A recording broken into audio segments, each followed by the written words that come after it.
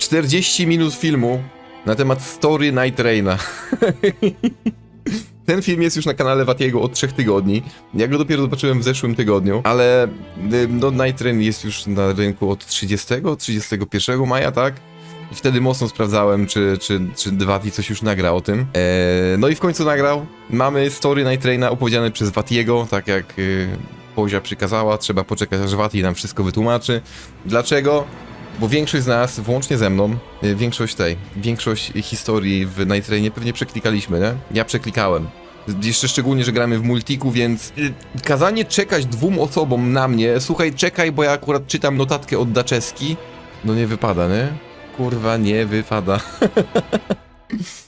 Więc jedynie sobie filmiki pooglądałem. Zrobiłem wszystkie te questy śmieszne dla każdej postaci. I niektóre były fajniejsze, niektóre mniej fajne. Jeśli ktoś jeszcze nie zrobił Nightraina, polecam w chuj zrobić przede wszystkim egzekutora. Polecam w chuj zrobić rewenantkę. I polecam w chuj zrobić jeszcze, co ja mówiłem ostatnio. O czym myślałem o tym ostatnio? Nie pamiętam. Jeszcze jakaś trzecia postać była, która miała zajebiste story. Ale no, anyway, jeśli ktoś nie chce sobie spoilować, a wątpię, że ktoś jest jakoś bardzo wystraszony tym, że sobie pospoiluje, to będzie pewnie dużo spoilerów. I działają polskie napisy, w przeciwieństwie do dnia wczorajszego, więc git. Wracam za godzinę, let's go! Dawaj, Vaati. Let's start by talking about Nightrain's end. In this cutscene, the night appears to end, before it even begins. A giant of the night is bestowed grace and gazes towards the lands between, only to turn away, walking silently into the dawn instead. This ending will make more sense by the end of the video, but I bring it up now because I think this moment reflects what Nightrain as a title was trying to achieve. Namely, that Nightrain doesn't intend to intrude upon the lands between. Delve into the lore and you'll be able to detect this careful restraint from the writers, a reluctance to disrupt the canon of the base game. And yet, Nightrain still achieves a broadening of the world of Elden Ring. It introduces us to new peoples and places outside the lands between, and it even recontextualizes elements from the base game, like the eternal cities, which we now learn were banished underground in a single night. On top of that, Nightrain just... Ja od samego początku nie byłem za bardzo fanem tego co się działo z fabułą Eldena, bo mówili, że to nie będzie połączone jakoś mocno kanonicznie z tym, co się dzieje w Elden Ringu i tak dalej, a koniec końców wydaje mi się, że jednak trochę tych odpowiedników do Elden Ringa zwykłego jest i teoretycznie to nie są identyczne światy, one są gdzieś tam według siebie równoległe, ale niekoniecznie się dzieją w tym samym miejscu dokładnie, ale jest zbyt dużo podobieństw, szczególnie no bossy, bronie i tak dalej. Nie jestem fanem tego aspektu, od samego początku. Czy fabułę Nightraina też współtworzył Martin? Pewnie nie, wątpię. Bardzo wątpię. Vaati mógłby mi czytać bajki na dobranoc, uwielbiam jego głos, ja sobie często puszczam Vaatiego do spania. It has its own fascinating lore, largely contained within its no own właśnie, universe. bo to jest to, ja biję te bossy w tym pieprzonym Nightrainie od tego końca maja. Ja do dzisiaj nie wiem, kim one są, czemu one są bossami, czemu my je bijemy. Zawsze każdy boss w Soulsach i w Eldenie i ogólnie gra From Softu ma jakieś swoje backstory, które niekoniecznie w ogóle znamy. Też często trafiamy na te bossy, nie wiedząc czemu je bijemy i co się z nimi stało, jak one tu się pojawiły, czemu są dla nas złe. I mam nadzieję, że on mi to wszystko tutaj wytłumaczy. Czemu akurat te bossy, czemu one tu są. Bo o ile mamy story postaci, większości postaci, którymi gramy w Nightrainie, to z kolei bossy są dla mnie całkowicie tajemnicze. Szczególnie na przykład ciekawi mnie Heolstor jako ten ostatni boss i była w ogóle plotka gdzieś jakaś taka o tym, że Heolstor, kto robił story tej baby, rekluzy, że niby Heolstor jest jej synem, bo w story rekluzy jest tam jej dziecko, nie? Generalnie. And I think the lore is a great achievement by director Ishizaki and the team. I can't wait to talk about it. From a variety of interviews with the director, we learn that Nightrain occupies a separate branching timeline that diverges after the events of the Shattering in Elden Ring. It is an alternate what-if scenario in the lands between. Spin-offik. In other words, this is a separate dimension, a reality where the night actually managed to take root. But what is the night? My answer might surprise you. The Night Beyond. You'll recall the Nox from the base story of Elden Ring, a race that foresaw an age of stars and a lord of night, and so they waited, deep underground, in eternal anticipation. I find that this aligns well with director Ishizaki's definition of the night. In an interview with IGN, he refers to the night as a sort of natural disaster, a cataclysm that didn't come about from design or intent, rather it simply happened. Indeed, the Nox waited, as if their night would inevitably follow the day. But they would wait eternally, for so much of Elden Ring's story is about the suppression of natural forces, like death, rot, and fire, aspects thrown out of balance by the fickle nature of gods and men, all in pursuit of order. Take rot, for example. In the Shadow of the Erdtree DLC, a big theme was that rot was once more of a positive, accepted force in the world, and only when it was sealed away and vilified did it turn baleful. Z rotem w ogóle w DLC-ku Eldena właśnie była Romina i o tym też oglądaliśmy jakieś filmy, które były mocno teoretyczne. To były teorie bardziej na temat tego, co się z tym stało. I między innymi w trailerze, który dostaliśmy do Elden Ring Shadow of the Erdtree, była ta scena, gdzie byli żołnierze, którzy wokół jakiegoś takiego paleniska chodzili i na środku była kobieta właśnie z dzidą. I to jest właśnie niby Romina, że w momencie, kiedy ona umierała, rot jako zgnilizna to ją pochłonęło, przy okazji dając jej nowe życie. I to mi niby miało być takie pozytywne. Only when it was sealed away and vilified did it turn baleful. So I suspect something similar is happening now with the natural calamity of night rain. That the night has been suppressed by the Golden Order for far too long, and that here, at last, it encroaches upon the day in a baleful tide. But what does the night represent, and how might Marika's Golden Order have suppressed it? To start, the night is clearly tied to darkness, something long denied by the Erdtree, whose light never dims, holding true darkness at bay. The night is also tied to fate, something able to be read in the stars of the night sky. But have you ever noticed how difficult it is to see the stars if there's a bright light nearby? I imagine the Erdtree can't have helped with that. Indeed, the fate held in the night sky is said to have been fettered by the Golden Order.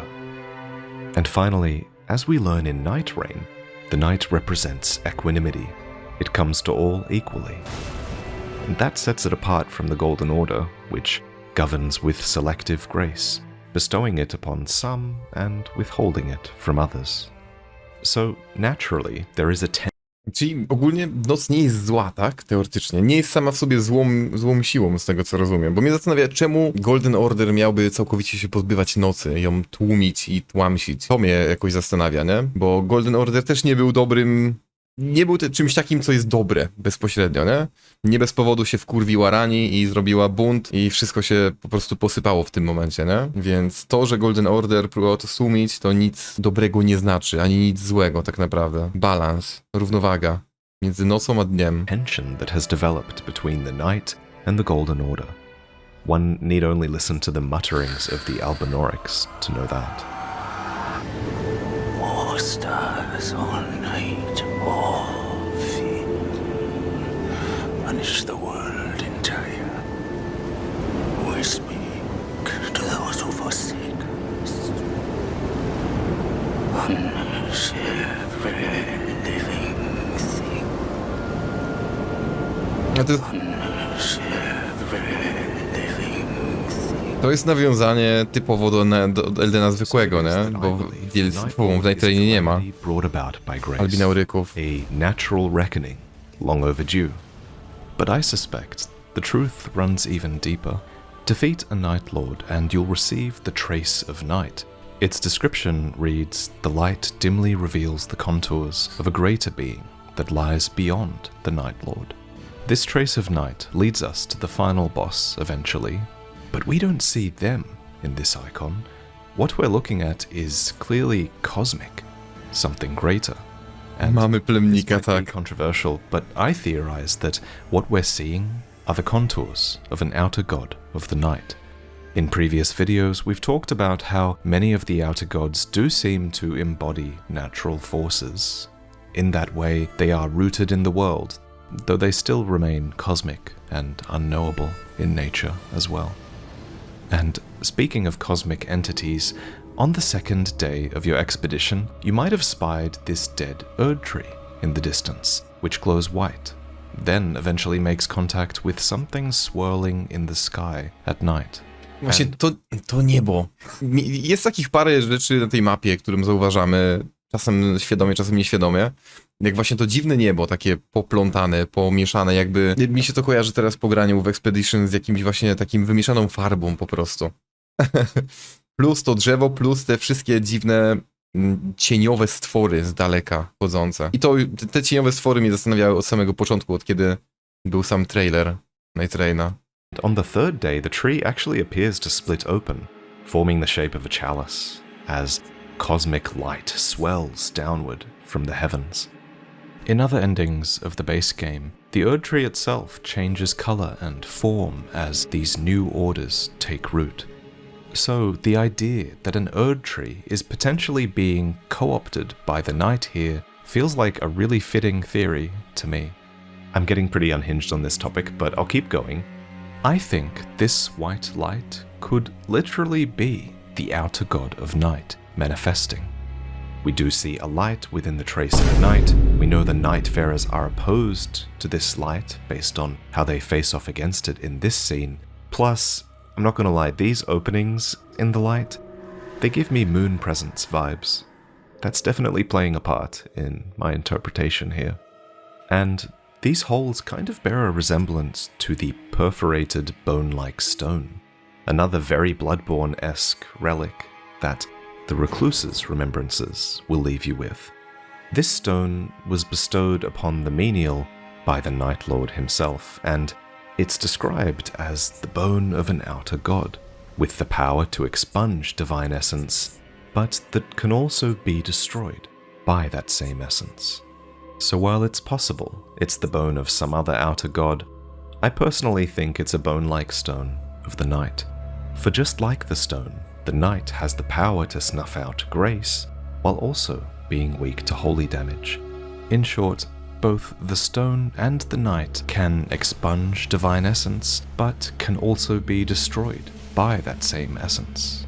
I'll discuss these speculative points more in future videos and even offer corrections if I change my mind on this, but... Czekaj, co? Kosmiczne światło powinno zajebać bossa w Co? Tego bossa zajebanego zabrać mu zjebaną możliwość latania. Mówisz o tym, o plemniku, czy o czym? Czemu to wygląda jak czaszka na skinie Raidera? A trochę inaczej. Trochę inaczej. Chodzi ci o to, co ma na głowie, tak? Jako ten mroczny skin. Poczekaj, aż zobaczę. Raider... Darkness? Skin? Darkness. Nie, no on ma czaszkę jakiegoś zwierzęcia ewidentnie na głowie. A jest jakiejś ładnej jakości to zdjęcie? Kurwa, średnio ładnej jakości. Tak wygląda ta czaszka.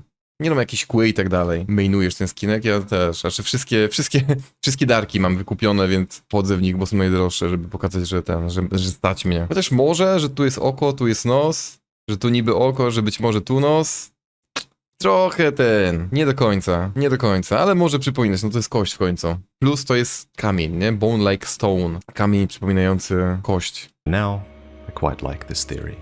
And even if you don't agree that the night is technically an outer god, I think we can all agree that there is some aspect of the night beyond the final boss. Znaczy, zwalanie wszystkiego na zewnętrznych bogów to jest coś, co się zdarza w Eldenie od samego początku, nie? I to nie mówię o Nightrainie, tylko ogólnie o Eldenie. Że wszystko, co jest niewytłumaczalne, outer god. Jest masa bogów, każdy jest bogiem czegoś innego. Nie wiemy jak wytłumaczyć, mówimy o zewnętrznym bogu. No niech będzie, innego wytłumaczenia pewnie nie znajdziemy za szybko. He didn't cultivate this power of the night on his own. It wasn't born of him, it came to him in the dead of night.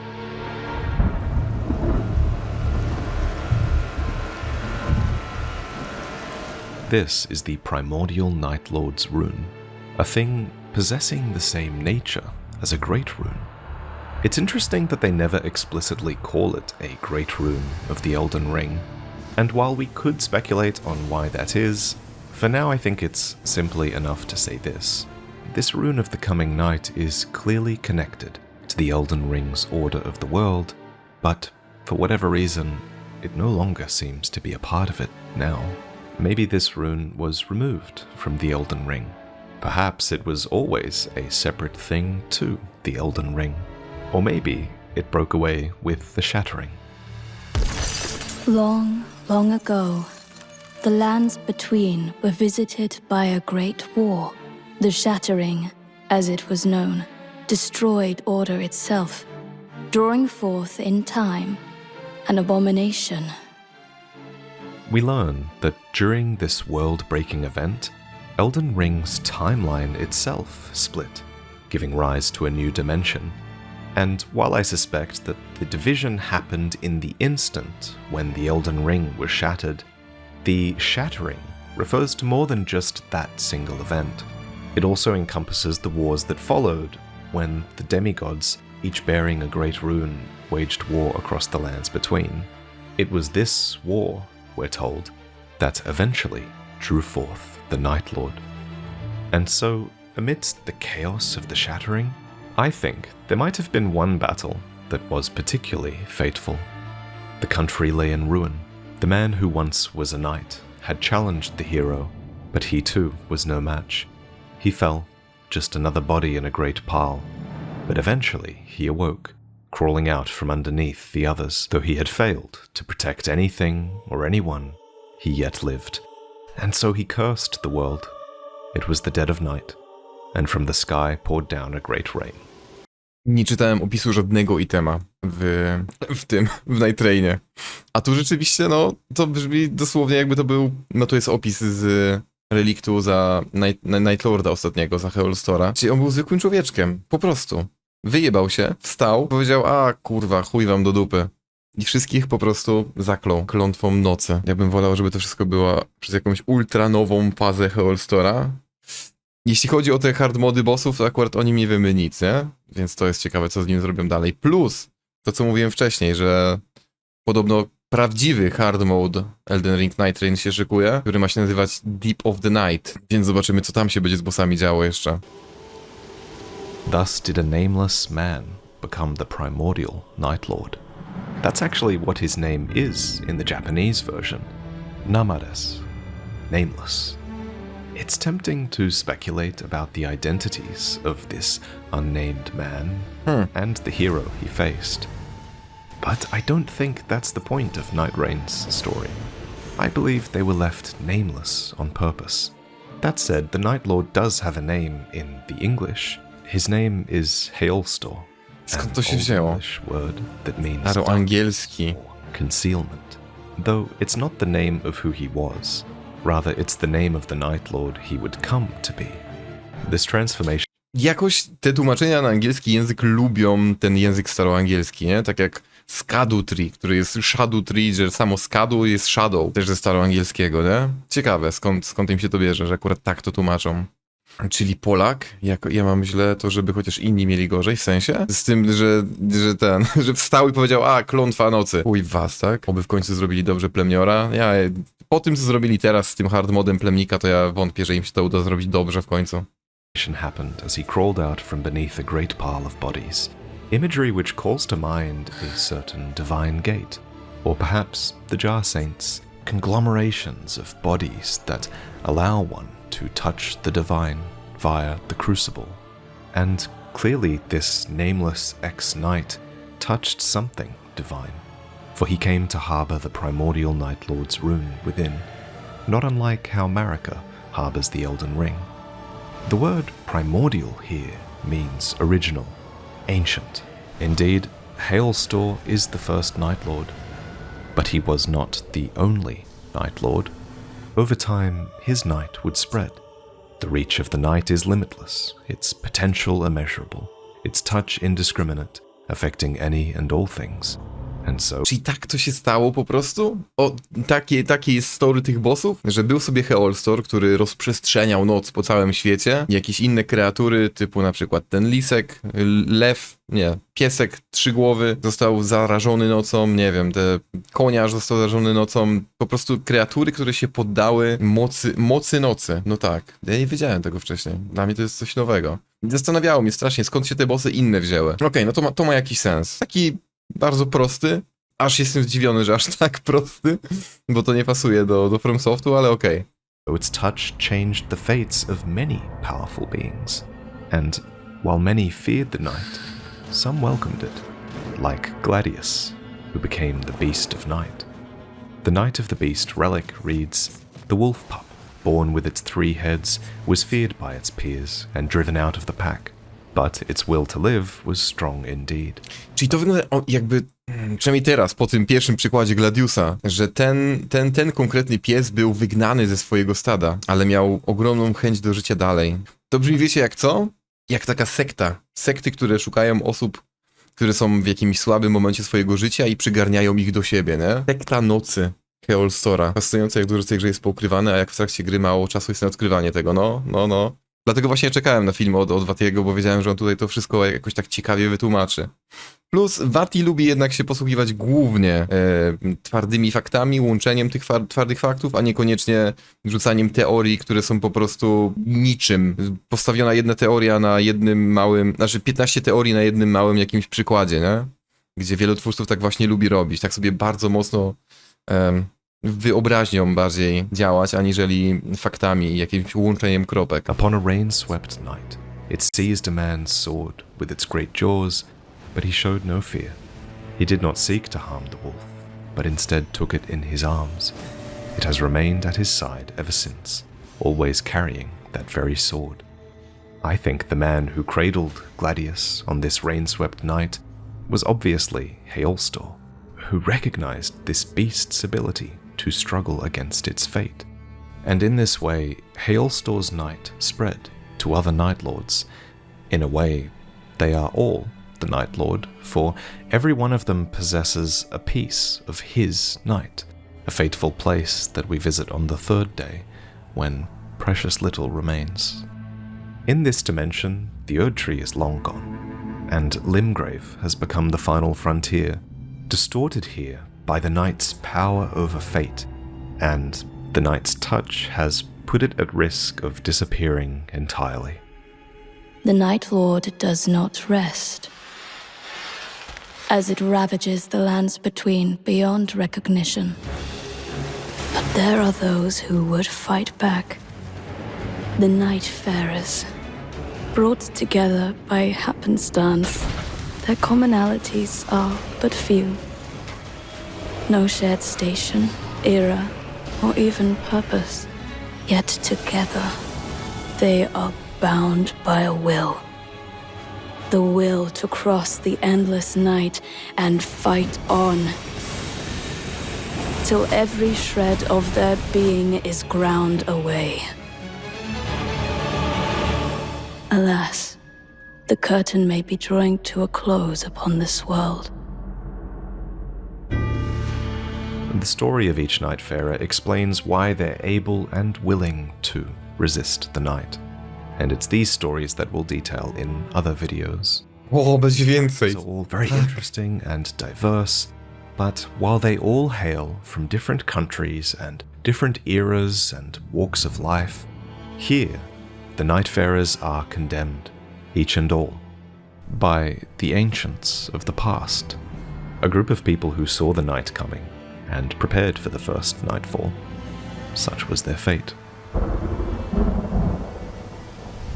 The Cutting Gifted Tribe.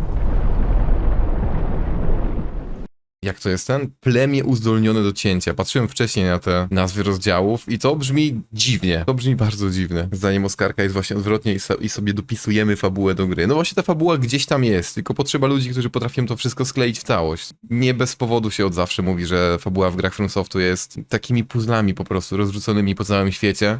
I tak jak mówiłem, są youtuberzy, którzy mają swoje teorie, które się czasem całkowicie kupy nie trzymają. Są dosłownie tylko teoretyzowaniem na temat tego, co by było gdyby i bez żadnych ciekawych, no skąd to się wzięło w ich głowach, nie? Tak jak oglądaliśmy Alchemika, który twierdził, że tam w Elden Ringu są nawiązania do kamienia filozoficznego i to było tak abstrakcyjne, kurwa, że po prostu jak o tym pomyślę, to aż mnie zaczyna głowa boleć. A tutaj Vaati jest jednym z tych twórców, który właśnie bardzo dobrze łączy te wszystkie fakty. Z tego co ja wiem, co kiedyś słyszałem, to niektórzy nie lubią Vaatiego strasznie, za to, że właśnie on siedzi na Discordach ludzi, którzy te wszystkie elementy sklejają, po czym sobie robi z tego filmik i jest najbardziej znanym twórcą, nie? No ale najwyraźniej robi to najlepiej, nie? Do Discorda może każdy dołączyć i szukać tych różnych połączeń. We lie the condemned of the first nightfall, whose sin is too great for absolution by our own deeds. Thus we shall ever guide our progeny, until the night breaks. So reads a passage on the underground crypt at the heart of the Round Table, which itself contains more words from these condemned, those who would elect to become the foundation. In this crypt there are 8 coffins, a number that calls to mind our 8 Nightfarers. Indeed, the ancients of the crypts might have had a lot in common with our characters. They might have even once fought against the primordial Night Lord as well. Remember, Heolstor is restrained in Phase 1 when we fight him. A dagger and greatsword are thrust into him, and a flowing incantation seals him. Clearly, there has been conflict with him before. In the Recluse's questline, the menial reveals that he knows about the incantation that seals the Night Lord. He's also very familiar with the ancient people of the crypt. It appears you have unearthed some old history. Yes, the crypt is filled with the ancient people of these lands. I still remember looking after them long, long ago. As you know, mortality does not apply to those such as myself.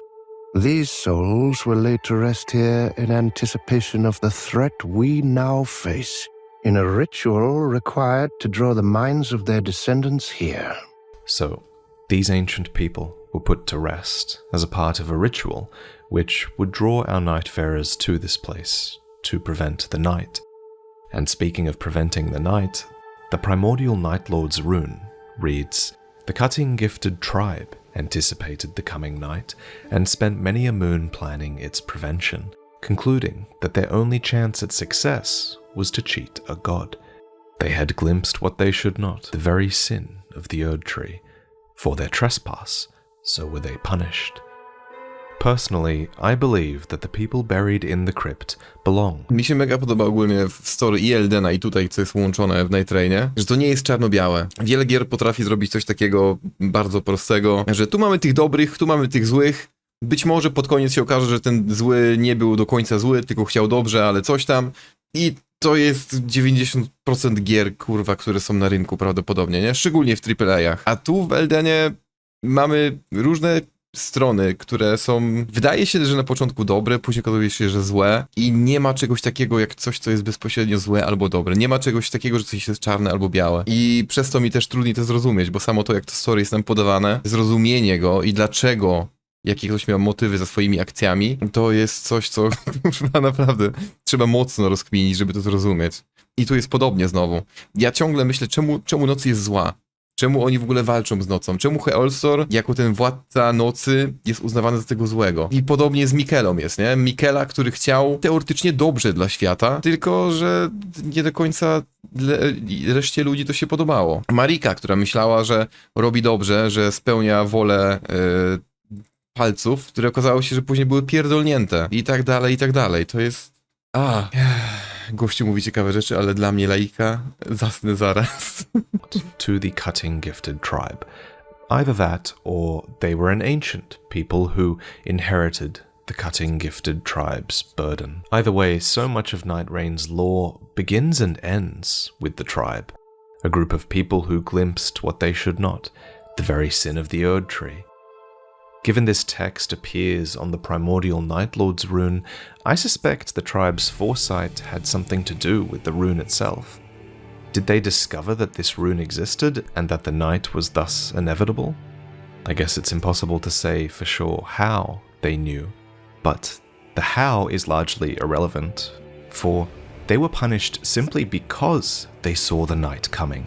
And in the eyes of power, truth can often be the greatest transgression.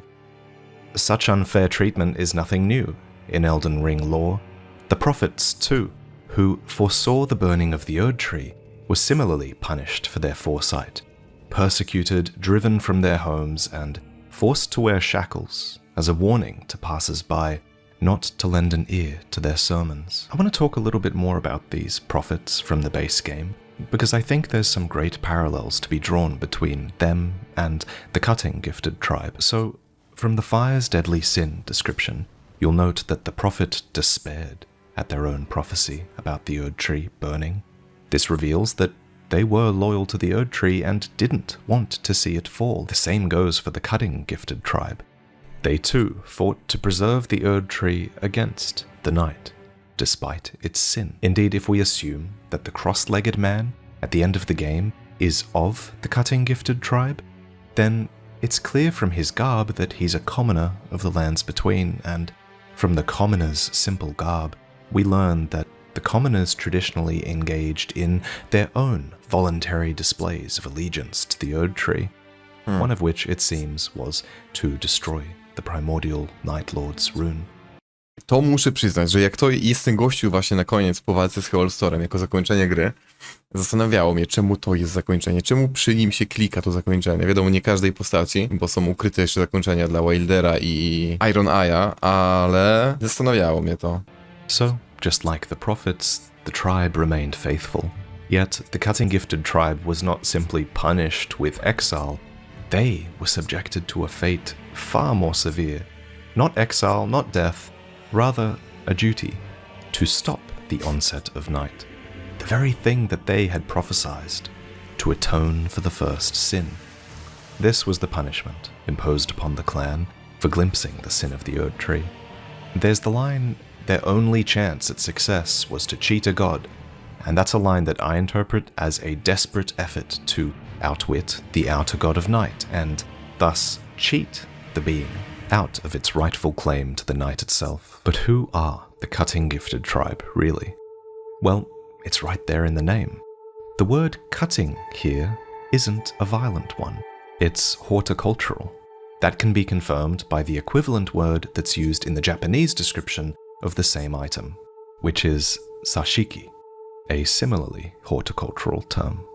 Horticulture is the art of growing plants, and Elden Ring lore commonly makes really poetic use of horticultural terms like grafting and scion and buds and offshoots and branches when describing bloodlines. Elden Ring's most significant bloodlines revolve around a tree, after all, so such double meanings are beautifully poetic in this context. Of these terms, the word grafting has so far been the one that's the most important in Elden Ring, lore-wise. Grafting is a technique whereby the tissues from one plant are joined with another, so that they might grow together and become a single, stronger plant. And you would have first heard about grafting from Godric's grafting of others' limbs. He is of Marika's bloodline, and her people famously have flesh that is easily grafted together. But a cutting is distinct from grafting. A cutting is a piece of plant, usually a stem, a leaf, or root, that is cut from a parent plant and then planted in soil or water to grow a new, genetically identical plant. Both techniques are used for plant propagation, but where a grafting is a combination of two plants, a cutting is a clone of the parent. So, Tu wchodzimy w tematy, które już zaczynają trochę pachnieć taką typową teorią, nie? To tu wychodzi... W momencie, kiedy to, co się dzieje w grze, wychodzi w świat realny i szukanie nawiązań do świata realnego, to ja zawsze mam lekkie wątpliwości. Że to jest już w tym momencie troszeczkę naciąganie, wiadomo, czasem bardziej, czasem mniej sensowne. Tutaj rzeczywiście, tu jest dużo związku z tymi różnymi terminami ogrodniczymi, ale to już jest ten moment, kiedy mam takie... tutaj pamiętajmy, że to są teorie w tym momencie, nie? where Godric sought strength through fusion, the cutting-gifted tribe pursued renewal through division. Thus, the cutting gifted tribe are a clan that were gifted a cutting. A cutting of a tree so significant, it became the very heart of their tribe's identity, clearly. The only other item to mention the cutting gifted tribe is this, the cord end. Easily the rarest item. Właśnie, chciałem zapytać, czy ktoś z was w ogóle ten item widział w grze u siebie? Ja widziałem go raz i sam go nie miałem w rękach. Jak grałem raz z randomami, raz miałeś, jak grałem raz z randomami, to przed ostatnim bossem gościu wyrzucił to z plecaka od siebie. Ja to podniosłem, patrzę, co to kurwa jest. Wyrzuciłem i poszliśmy bić bossa ostatniego. Ale tak, no na te 200 ponad godzin, 250 ponad godzin w grze widziałem to raz. You can find in Limveld. With a drop rate of just 0.035%, the cord end can only be found in the boxes inside churches. It leads to a cave that, from a gameplay perspective, holds little value, but for the lore hunter, it means everything. So yes, the circle is closing in, and yeah, you should probably help your team kill that boss over there, but read the cord end's detailed description, and you'll learn this carefully woven cord belonged to the young girls who were housed in a place that was meant as an eternal secret, and that the cutting gifted tribe vowed to sacrifice their flesh while concealing the truth. But the girls were too young to oblige. It's not clear whether this line means that the girls were too young to oblige to sacrificing their flesh, or whether they were too young to oblige to concealing the truth. Personally, though, I think it's the latter, because somehow one of them left this cord end behind in a church, a clue and a key that leads us to the place that was meant as an eternal secret, a door in the ravine that can only be opened by the one clutching the cord end. Here in this curious, sorrowful cave, I think we find the origin of the cord end. I believe it's the frayed end of this girl's hand restraints, twisted bindings that keep her hands together in prayer. That said, you might choose to believe that the cord end is something else, and that's totally valid. I'm not trying to say that my theory is the right one. Ta teoria ma sens. That it is. The cord end is a really bizarre item, visually, especially. It looks like a silver umbilical cord, just as much as it does a severed binding. But for the sake of having a story to tell here, for now, I choose to believe that this cord end is the end of the girl's hand bindings. Something intentionally set. Mówi, że przypomina mu ten sznur, pępowinę, nie? A wcześniej mówił, że tamten obraz, ten widok przypominał mu z kolei Moon Presence, obecność księżyca z Bloodborne'a. Ciekawe, bo kto grał w Bloodborne'a, ten wie, że żeby odpalić sobie w ogóle walkę, tak, żeby sobie w ogóle odpalić walkę z Moon Presence, z obecnością księżyca, trzeba zjeść, skonsumować trzy pępowinki, nie? Niby tak, ale na przykład, że Bloodborne był inspirowany tą katastrofą w Japonii, gdzie rtęć wylano do morza dość mocno się zgrywa, a to nawet nie wiem, ja o Bloodborne bardzo mało wiem, jeśli chodzi o to, jak świat powstał. Ja słyszałem dużo nawiązań do, nie wiem, chociażby, no, wiadomo, do Cthulhu i tak dalej, ale to wszystko gdzieś tam się miesza razem, nie? And left behind in a church Dracula. In a quiet act of rebellion. Something left behind to lead us to a place that was meant as an eternal secret. A cave where we find evidence of the girl's sacrifice. And while only one girl is found at the end of the cave contains other signs of that sacrifice. 3 sacrificial twigs, which you might recognize from the base game of Elden Ring. They're talismans that are consumed instead of rune loss on death. They're fashioned from a dried twig, so slender that it might snap at the slightest touch, and they are believed to be a twig pruned from the Erd tree long, long ago. Now, Nawet nie wiedziałem, że są sacrificial twigi w Nightrainie, no ale jak widać są stąd tylko, więc ciężko o tym pamiętać i wiedzieć o tym, jak tu nikt nie był, prawdopodobnie z nas. Z rtęcią to po dodatku bardziej się potwierdziło, bo w Japonii znaleźli wielką rybę w dodatku Orphan of Kos. A Orphan, no w sumie racja. Byłeś raz? Ja tam nie byłem nigdy. We could go down the path of speculating on exactly how these sacrificial twigs might have been used or created from the sacrificial ritual, but what's far more relevant, I think, is to discuss the fact that these twigs were pruned from the Erd tree long ago.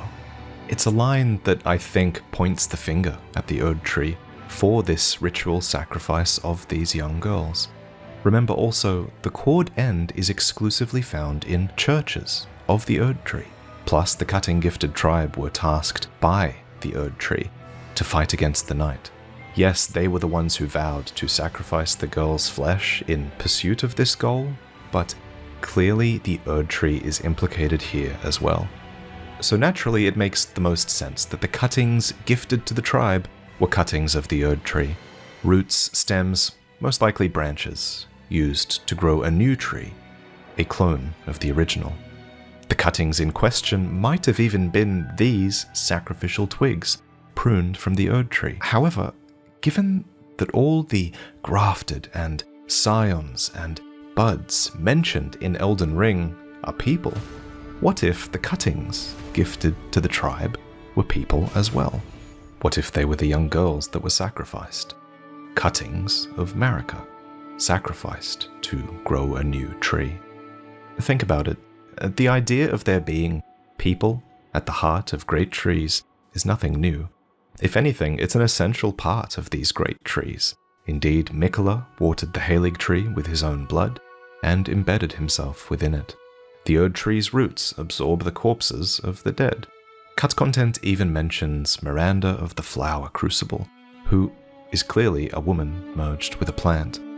So we can only speculate on this topic, but I think this girl, surrounded by dried branches, white with age, became, or created, this, a divine, dried, white spirit tree, grown to defy the night. This tree, coiled around a divine tower, is what we fight beneath at day's end. It's the last bastion of resistance, a tiny circle that the night tries to overpower, only to be forced back entirely, if the Nightfarers are victorious. And at the end of the second night, the tree beckons them upwards into the White Tower itself, which is called the Spirit Shelter, or in the Japanese, the Sacred Tree. The Sacred Tree itself is a spiritual place. Unlike the other great trees, it isn't rooted to this world physically, so it appears where it's most needed. The fact that this is a spirit tree is very fitting, especially if the theory is true that the girl was sacrificed to create it, for she too has passed on. And speaking of this girl, the upper branches of the sacred tree actually culminate in two tree-like hands, not unlike those Tą teorię już słyszałem o tych rękach. from the DLC. I think it was well known amongst certain groups that there was a powerful human element to creating these towering trees. It's here in this refuge that the Nightfarers wait out the third day in safety, preparing to face the Night Lord, because when the third night falls, so will the land. And all of this just screams Marika to me. It would be so like her to have one of these schemes in place in advance to prepare against the night, to condemn the ancients as she condemned the tarnished, only to invite them back when the time is right, to her round table hold. This place, far removed from the world, with its state and power originating from the Erd tree. What's more, here in the Round Table's crypt, we find two inscriptions that speak of the ways of cutting, referred to in Japanese as the guidance of cutting. So I think that just as Marika once did, bestowing cuttings to the tribe, it seems they too would follow her example. The crypts reveal that they began to bestow branches of their own, sending cuttings to distant lands. Now, there is cut content from version 1.0 of Night Rain that Czyli może się okazać, że to, co się dzieje w Night Rainie, to jest tylko jedna z różnych alternatywnych rzeczywistości. Pytanie, czy to jest rzeczywiście czy to jest rzeczywiście coś, co jest po prostu w story gry, gdzieś tam w lore, gdzieś głęboko zakopane w itemach i w domysłach. Na przykład rzeczywiście jedna z tych dziewczynek została w tym świecie jako zatopiona po prostu w tej jaskini, w ścianie, a dwie inne są w innych częściach świata. I tak jak mamy roztrzaskanie, pęknięcie tego pierścienia eldeńskiego i gdzie powstały ziemie pomiędzy, powstało Limwelt, to powstało jeszcze wiele innych światów przy okazji Tak samo się mówiło o Soulsach, że niby Soulsy, 1, 2, 3, że to są światy, które są mega połączone, ale istnieją w całkowicie innych czasoprzestrzeniach, w innym czasie, w innym świecie, mimo tego, że mają bardzo dużo ze sobą wspólnego. I jestem ciekaw w tym momencie, czy rzeczywiście na przykład się nie okaże, że to, co mówił Miyazaki, że Elden Ring jest zamknięty jako Elden Ring, mamy Night Rain, więc wyszedł Night Rain i czy to nie oznacza, że będziemy mieli kolejne jakieś offshooty, spin-offy z Elden Ringa dalej. Pewnie tak, bo to jest dobrze sprzedająca się marka. I też nie miałbym nic przeciwko, jakby zrobili coś jeszcze innego, nie? Tak jak mamy na przykład, mamy Eldena, który jest typowym singlem, typowym Souls-like'iem, Souls-bornem w zasadzie. Mamy Night Raina, który jest jakimś dziwnym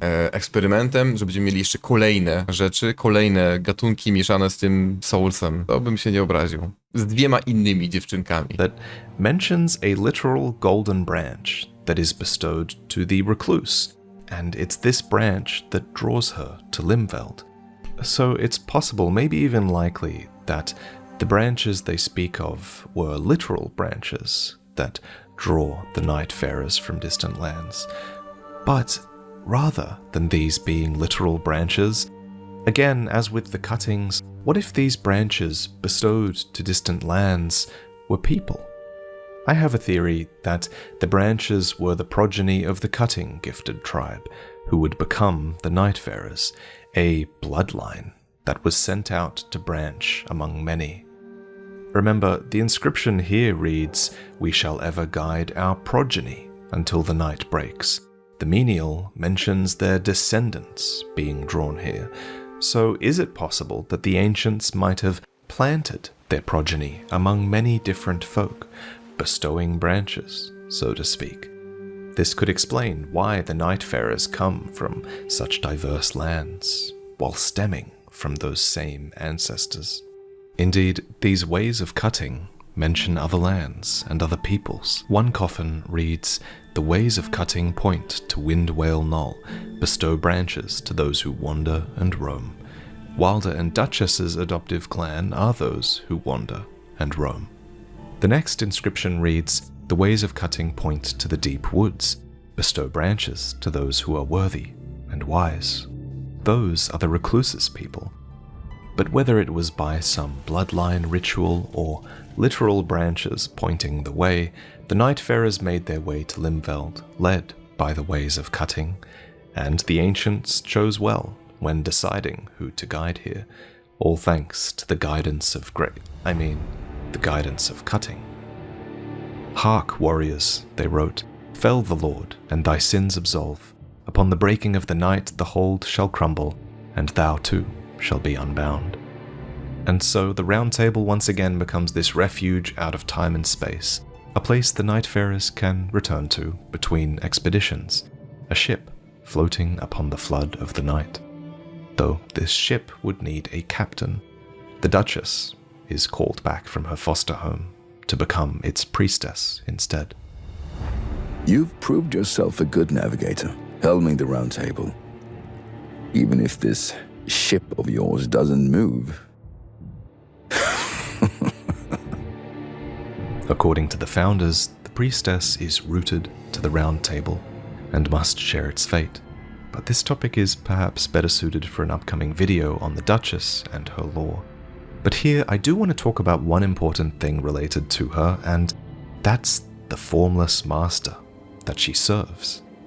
Ask her, what does our formless master have to say? And she replies, Seekers of redemption. On the third night, this land will fall, band together and prepare to claim the life of the Night Lord. That is all. The term formless definitely gives me Outer God vibes, considering other formless beings in From Software's lore, like Bloodborne's formless Erden and Elden Ring's formless mother. That said, it seems unlike an Outer God to speak through the priestess so literally. So personally, I tend to think that the formless master here might simply be the grace at the center of the hold, which the priestess is often enraptured by. Considering she's the one reciting the dialogue, I think it's more likely that she's interpreting grace itself, Marika. And just as Marika binds Hugh to the hold until he creates a weapon capable of slaying a god, The Nightfarers too abound here, until they defeat the Night Lord, at which moment the Round Table hold will cease to exist. The priestess in particular is tied to the fate of the Round Table, and while her fellow Nightfarers eventually escape in wisps of grace, she will cease to exist.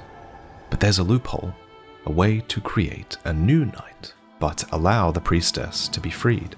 So reads a scrap of paper detailing the new knight, torn from its former binding. A message written by an ancient people, and the only ones who fit the bill of being an ancient people here are the ancients in the crypt. They write, "The priestess is the very cornerstone of the Round Table, indispensable. Should the Night Lord fall, the Round Table too will crumble, as their fates are together bound. Yet, should the Round Table be remade, perhaps the priestess may be emancipated from her bindings. This might be done upon the falling of the new night, should the Lord's power be lost.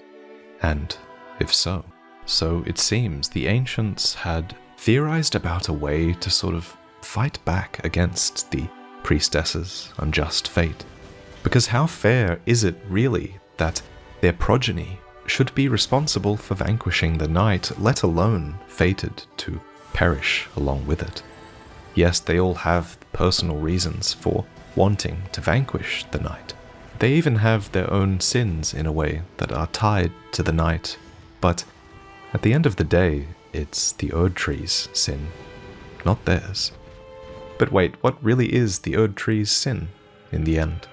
Well, the original sin is a plot point that From Software love to reuse, a moment of extreme sin that is never explained and only ever alluded to, but that clearly is responsible for all the calamity that we see in these games.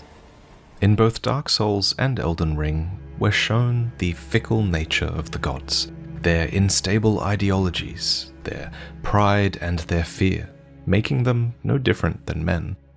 It's these very traits that drive them to suppress what they fear most. So, just as Gwyn suppressed the dark, and Marika suppressed death, and so much more, I think there was also a suppression of the night. I think this suppression is the original sin. What do you think? In being silenced, I believe the night has grown into a force opposed to grace and everything it stands for, and where grace would visit warmth upon the few, the night would come to all, indiscriminately. Jeśli noc miałaby być przeciwnikiem łaski, to Heolstor byłby bezpośrednim przeciwnikiem po prostu Mariki, która jest w normalnym Elden Ringu. Samo to, że w ogóle jest łaska, jest coś takiego jak łaska w Night Rainie, jest troszeczkę taką dziurą w tym świecie, nie? Bo to miało być niepołączone niby z Elden Ringiem, który jest innym światem całkowicie. Więc to mnie też troszeczkę mąci w głowie. Czy zabiłem plemnika? Solo zabiłem. Poza streamem, ale zabiłem w końcu. Nie planuję na niego już nigdy wracać. In Limveld's final days, the night's encroachment is heralded by tree-like titans that set off from this land. The night seems inevitable, and yet the Nightfarers are victorious in the end. They rise from the Round Table hold as wisps of grace, free at last.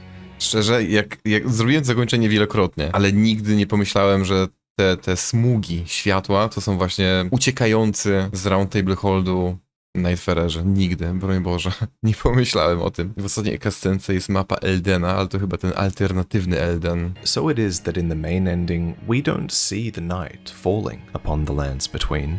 No, instead, we witness grace reaching out to the night. It reminds me of this moment at the end of the Recluse's questline.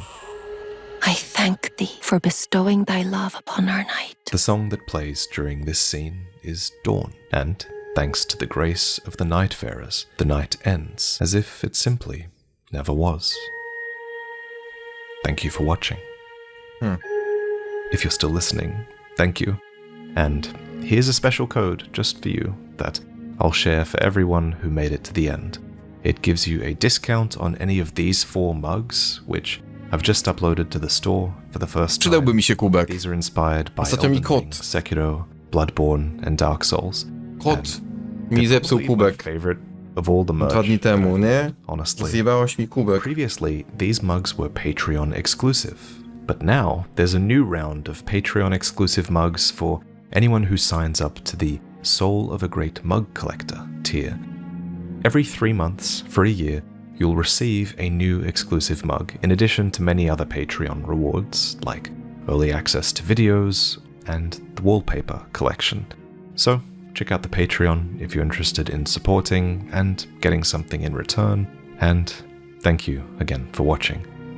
Dziękuję za Before I film. forget, let's quickly run through all of the deep lore reasons that the Nameless King O! is an Elden Ring. O! So, O ty kurwo. Właśnie się zdziwiłem, jak on to zrobi. W 2 sekundy. No nie zrobi.